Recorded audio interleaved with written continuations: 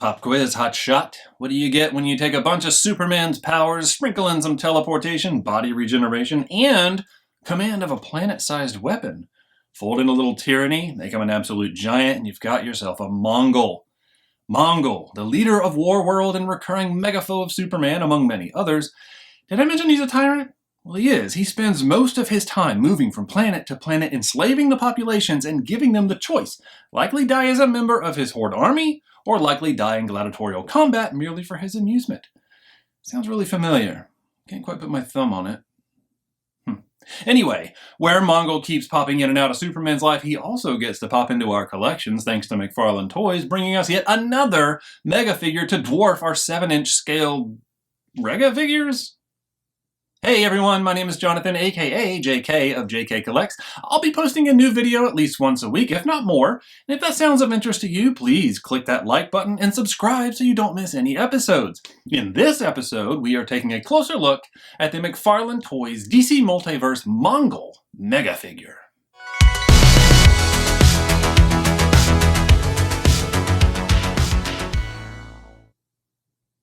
Hey everyone, and welcome back, and here we have it. The mean man himself, or mean monster being, I don't know what you want to call him. The mean Mongul himself, right? So yet again, another mega figure. This is the second one that I'm able to open. Came out with the same Frankenstein one, so it was good to get them together at the same time, but here he is, taking up more of the frame, as usual. Kind of seems like a typical thing for old Mongul to take more than what he's supposed to. Let's turn him around to the back. Let's see what artwork we... Oh, look at that. That's some pretty good looking artwork right there. So, as usual, right, they always choose some excellent looking works to kind of display what this character looks like from the comics, so we can kind of remember and see what the base was to kind of design it off of. Now, sometimes they don't quite match up, but that's okay. Sometimes it's dead on, but as we can see, this kind of setup, you know, not quite dead on, right? So there's a few little subtle differences, but that is okay. We still have a beautiful representation of our guy right here, and we also have the actual figure on the other side. So there we go. Typical back that we're used to Mongul Superman villains, right? So in case anybody didn't know, he's always a jerk for old Superman, as we mentioned earlier. Same basic layout. There's my little sticker from McFarlane Toys. Mongul with that side window. Over on this side, Mongul Superman villains. So, you know, the same, as usual, basic setup. They haven't really changed anything, haven't really gone or started to move towards that minimal or less or no plastic approach. McFarlane's kind of standing firm on that. And this one being a brand new one, there's definitely not been any changes. But, you know what, let's pop in and let's get that plastic out of there. Let's cut through this plastic. Yeah. So there we go. And one more. Lots of tape on the bottom to help support such a large figure and keep it from falling out. All right, so let's pull this flap out. Move that flap, slide this little tray out, and move the box out of the way as usual because it's a gigantic box for a gigantic figure. And I'm going to move the plastic tray that he's in because we're going to get back to him. He's the main event.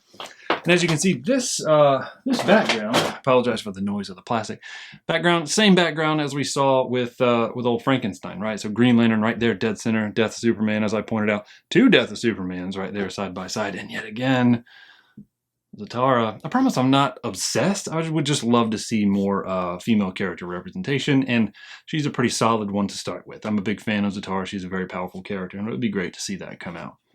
There's our stand, which will support maybe 1 foot, just like old Frankenstein, exact same thing.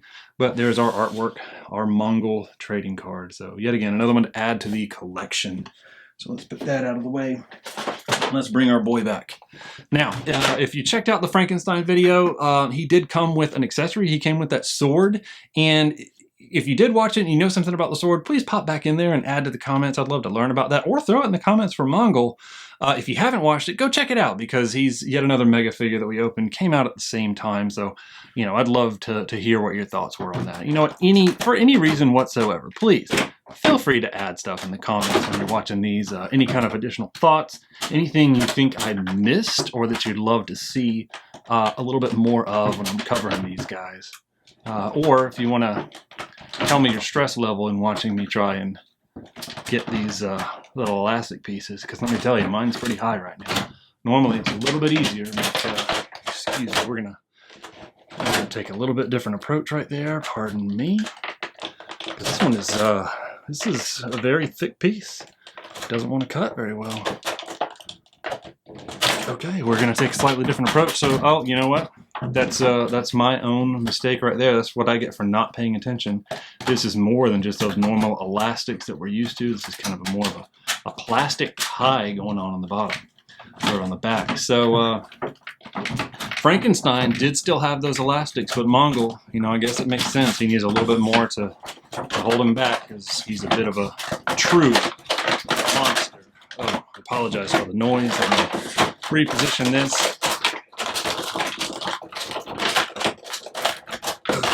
Does not want to come out, does it? Whew, that was loud. As usual, I apologize for all the noise. You know, it's a little bit difficult to avoid sometimes in pulling these out while filming at the same time, but there he is. Doesn't he look so proud of himself for causing such a ruckus and making it so difficult to pull him out? Right, so there we go. And yet again, same first impression as with Frankenstein. I do not really see any major loss in quality in this, right? So yet again, very solid feeling figure, very heavy, and it feels like they've put a lot of effort into this one. And I would hope so, right? Because he's a huge name, a huge problem in the Superman series, and of course he's been a problem for many others, right? He's a pain to the Justice League quite often. He's a pain to really anybody in DC that he can get a chance to access, and he's obviously a pain to a lot of planets. But enough about that. We've already talked about some of his information. One thing that stands out is this centerpiece right here, right? You can kind of see that white dot is a little off-centered. Bothers me a little bit, but you know what? It's not a make or break thing. So that's one thing that kind of stands out, that maybe the mark was slightly missed on the paint apps, but otherwise, well, take a look at that face. I mean, look at the finish on the teeth, right? He may have an exposed smile. The gums, I don't know if they're necessarily supposed to be the same flesh tone as his outer flesh. I would think it might be a little bit different, but you know what? If that's a little bit of a missed paint app, I won't be too upset about it, because the rest of it, there's even a little bit of a subtle red almost in those teeth. I don't know if you can kind of see it coming through. Those red eyes, the expression on his face. I mean, he just looks absolutely proud to be the tyrant that he is. The silver looks beautiful. I don't really see too many issues coming through on it. Some spots where, you know, maybe that usual detail wash, maybe some dry brush or something to bring out those little, I don't know if you want to call them vents or just little pieces there. I like the blue lines running from the center piece around to the back to this, what looks like a breather tank or, you know, what have you, and right down the center. It does kind of wiggle a little bit. That's kind of fun. But there we go. I mean, look at that. Just first impressions. Absolutely fantastic. Head mobility. It is a one piece, right? So we don't really have a neck. It is head and neck. Has pretty good mobility, but you know, not as good as it probably could have been if it was somehow a separate head. However, with this design, which almost like an astronaut type helmet, I think it would have been a little bit difficult to have it any other way, really. But you know, maybe they could have stretched it and not had the flesh that's kind of peeking out underneath there. Would have given it a little bit more flexibility, but really not a huge sacrifice. You can see how easily it kind of moves around. Almost Exorcist. I bet if I pushed it, it would do it, but again, I don't want to push it because I could damage something, right? I could scratch the paint or anything like that, and it's just not worth it.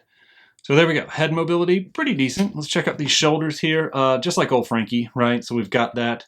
No real butterfly joint. We just kind of got that similar to what we see on the legs, but still does not restrict the ability of bringing those arms out. Bringing them up this high. So, I mean, pretty darn good. And he's ready to smash something and just bring it together and pound it. Don't have any bicep rotation, which is kind of interesting. We don't really have any other rotation aside from, well, there's a little bit at the elbow, right? So we've got some elbow rotation and that shoulder, but not anything on the bicep. I would have liked to have seen that, or maybe a little bit further down on the forearm. But single pinned hinge right there on the elbow.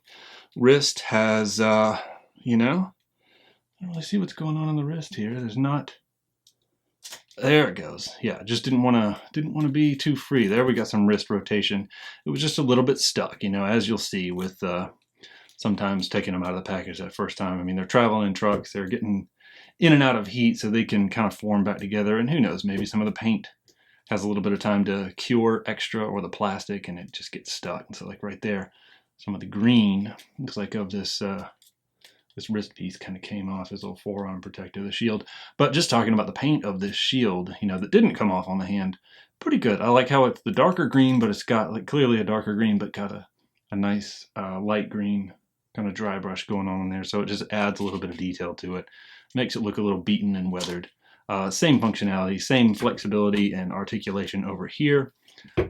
Same thing with the wrist. Looks like we've got this forward and backwards. A little bit of rotation. It doesn't really give me the ability of doing the up and down as well as the forward and backwards, even though the wrist does rotate, like we saw on old Frankie on the last Mega Figure video that we did. Moving on to the belt, looking pretty good. A little bit of hip rotation right there, so ready to do some sweating to the oldies. Looks like I've got him positioned for that, so let's just bring those down. Pretty good, right? So flexibility, he can stand very proud. He can look down, side to side.